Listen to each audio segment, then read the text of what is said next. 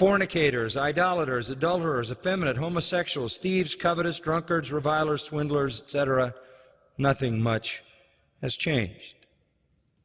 So, this church, Grace Community Church, like the church at Corinth, is populated by people who fit into these former categories. But you have been washed.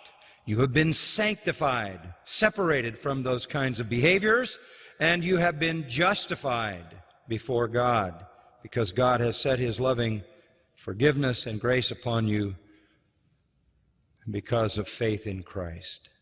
I have baptized, and others have baptized in the waters of baptism right here, people who have been delivered from all these sins, including homosexuality.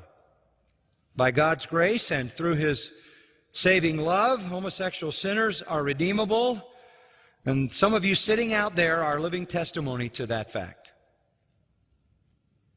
I remember sitting in the office one day, receiving a phone call from a man who said, "My name is David Chastain."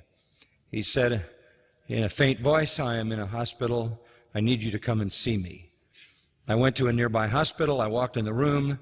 I knew immediately he was dying of AIDS because I know the look. I've seen it enough. He was surrounded by friends, all of whom were obviously homosexual. He was being attended to by an obviously homosexual nurse or attendant. And I came up to his bed,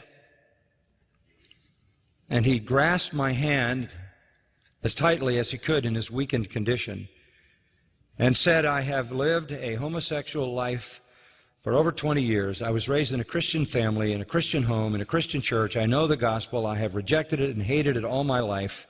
Now I'm going to die from AIDS, and I do not want to go to hell. Can you help me?"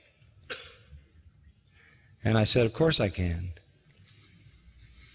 And I began to give him the gospel, and the room was empty in 10 seconds. I'm telling you, 10 seconds, if that. And he opened his heart to Christ. I prayed a long prayer, and I asked God to be gracious to him and to save him while he clutched my hand, after which I said, "If you desire to pray, this is your opportunity to ask for forgiveness." And he did, and he prayed one of the most heart-wrenching prayers I've ever heard in my life, pleading with God to forgive him for the wretched life that he had lived, in defiance of what he had been raised to know is true. And after this long and passionate prayer, he stared at the wall. And I said to him, "What are you looking at?" He said, "I'm looking at the clock over there, because I want to remember the time of my new life." And he was overwhelmed with a sense of joy. He said, "I have a lot to make up for in a very little time." I took some books down to him, which he read as rapidly as he could. He gave testimony of his faith in Christ, and I think, if I remember right, it was about 5 days, and he was gone.